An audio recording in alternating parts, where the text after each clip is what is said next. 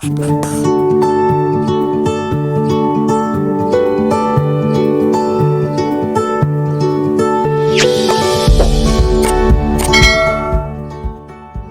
fiksi. Menurut Kamus Besar Bahasa Indonesia, fiksi adalah cerita rekaan dalam karya sastra.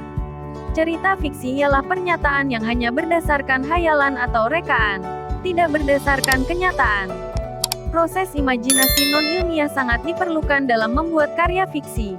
Berdasarkan pengertian di atas, fiksi dapat memiliki manfaat untuk media berpikir kreatif, praktis, normatif, dan estetis.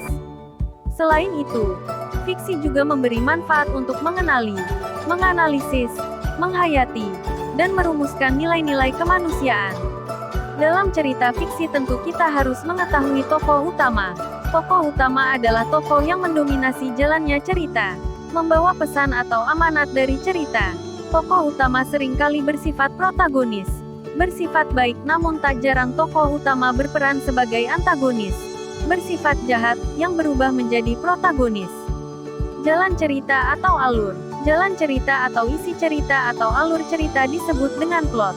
Plot merupakan salah satu bagian tulisan fiksi yang sangat penting. Plot atau alur cerita berisi tentang peristiwa-peristiwa yang mempunyai hubungan satu dengan yang lainnya.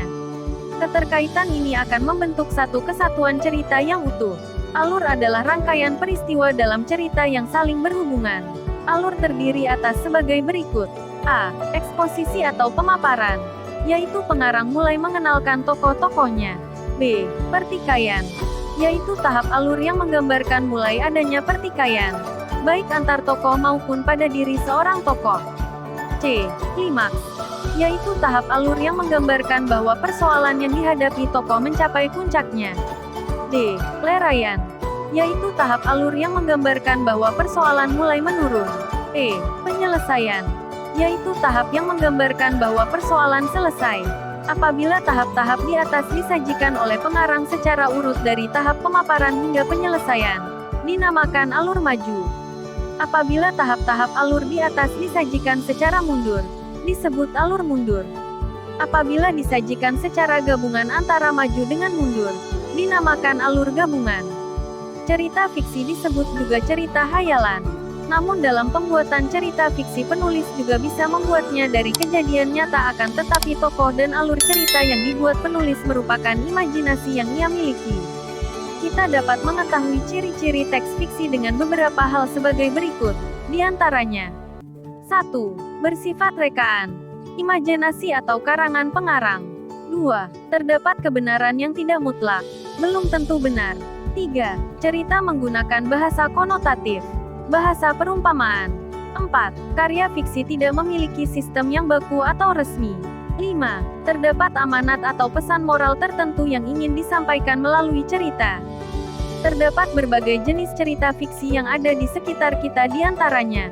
A. Cerita fiksi roman. Roman berasal dari bahasa Perancis yaitu romance, yang memiliki arti cerita fiksi yang menggambarkan kehidupan para tokoh secara rinci dan mendalam. Dalam roman, kehidupan yang digambarkan tidak hanya sepenggal peristiwa kehidupan saja, akan tetapi diceritakan secara menyeluruh dari lahir. B. Cerita fiksi cerpen. Cerita pendek. Cerita pendek adalah cerita fiktif padat dan langsung pada tujuan. Cerpen disebut juga cerita baca sekali duduk. Plot diarahkan pada satu peristiwa tunggal. Dimensi ruang dan waktu yang terbatas. Cerita lebih padat dan mendalam. C. Cerita fiksi novel. Novel adalah cerita fiksi yang berbentuk prosa dan naratif. Biasanya novel berisi tentang tokoh-tokoh dan kelakuan mereka dalam kehidupan sehari-hari.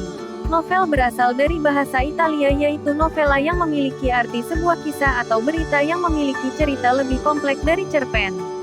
D. Cerita fiksi dongeng.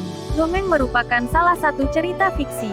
Dongeng adalah sebuah cerita dalam bentuk sastra lama yang menceritakan sebuah kejadian yang berupa fiksi, tidak nyata. Langkah-langkah membuat cerita fiksi. 1. Menentukan tema dan judul. Kamu bisa menentukannya sesuai dengan pengalaman pribadi kamu. 2. Menentukan tokoh. Kamu bisa menentukan nama-nama tokoh yang ada dalam cerita. 3. Menentukan konflik atau masalah. Masalah adalah ketidaksesuaian antara harapan dengan kenyataan. Bisa juga masalah dalam hal ini yang menimbulkan gejolak perasaan. 4. Membuat alur. Alur juga merupakan kerangka cerita. Kita menentukan alur cerita. Misalnya awal cerita itu dimulai, bertengah diisi dengan konflik, lalu diakhiri dengan amanat cerita. 5. Mengembangkan alur menjadi cerita.